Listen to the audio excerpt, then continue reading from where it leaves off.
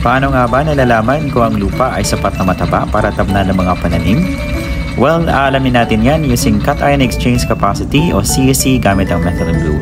Ako nga pala si Harvey, isang graduate research student dito sa Japan. Ano nga ba ang Cation Exchange Capacity at bakit ito mahalaga? Tara, simulan natin. Ang Cation Exchange Capacity o CSC ay ang kabuuang kapasidad ng lupa o isang substance na humawak ng mga exchangeable cations. Importante ito dahil ang CSC ay nagpapakita ng kakayanan ng lupa na mag-imbak ng nutrients at tubig. Kung mataas ang CSC ng isang lupa, ibig sabihin nito ay mas marami itong nutrients na kayang itaglay na nakakatulong sa mga halaman para lumaki ng maayos. Ano naman ang mga exchangeable cations na pinag-uusapan natin?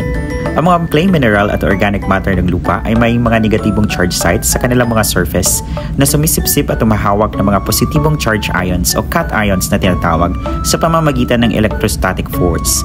Mahalaga ito para sa supply ng nutrients sa mga halaman dahil maraming nutrients ang nagroroon o nag-i-exist bilang cations tulad ng magnesium, potassium at calcium. Karaniwan, ang mga lupa na may malaking dami ng negatibong charge ay mas fertile dahil mas nakapag-iimbak ito ng mas maraming cations. So paano nga ba natin sinusukat ang CSC gamit ang Methylene Blue? Simple lang, gumawa tayo ng Methylene Blue solution. Kailangan din natin gumawa ng solution ng lupa na ititest natin. Kinakailangan gumamit ng deionized water sa CSC test dahil wala itong mga ions o impurities tulad ng calcium, magnesium, sodium at iba pang ions na karaniwang makikita sa tap water. Sinisigurado natin na accurate at reliable ang ating data by preventing addition of cations and contamination sa solution natin.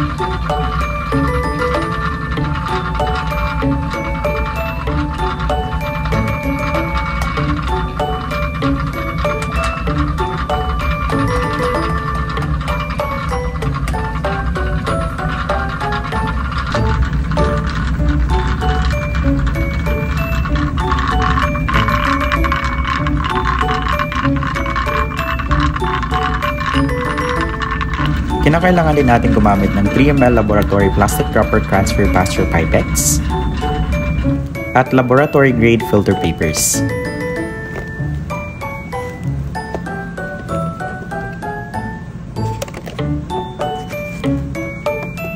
Kailangan lang natin kumuha ng solution from Methylene Blue at ipapatak natin sa solution ng soil at kukuha naman tayo ng solution ng soil at Methylene Blue na ipapatak natin sa ating filter paper.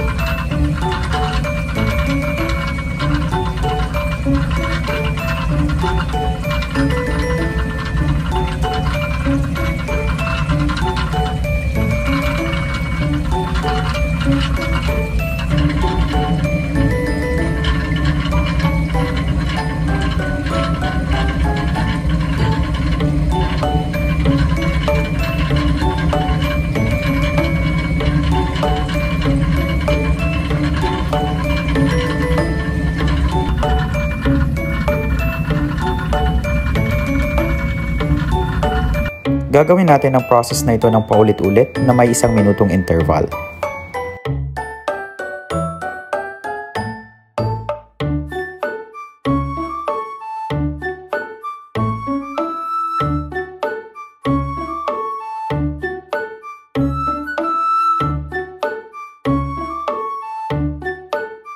Ang goal natin dito ay may mamuong glow halo sa patak ng solution na ginagawa natin sa filter paper.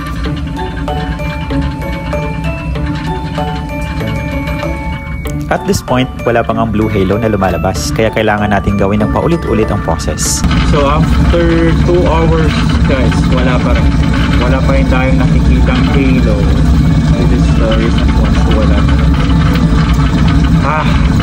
Gutom na ako. Ang methylene blue kasi ay isang cation dye na ibig sabihin ay may positibong charge to.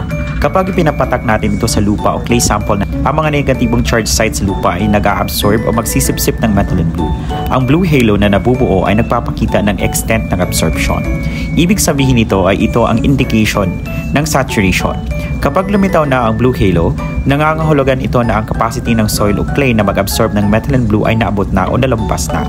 Sa madaling salita, puno na lahat ng available negative charges sa soil, hindi na kayang hawakan ng lupa ang karagdagang methylene blue, kaya ito ang lumalabas bilang asul na ring o bilog. And finally, after almost 3 hours, lumabas siya. Bukod sa CSC, may iba pang mga paraan to test for soil fertility, tulad na lamang ng soil pH testing, organic matter content, nutrient testing, soil texture analysis, soil respiration tests, at iba pa. Minasan arigatou gozaimashita. Mata chugi no doga de o ai shimashou. Sayonara!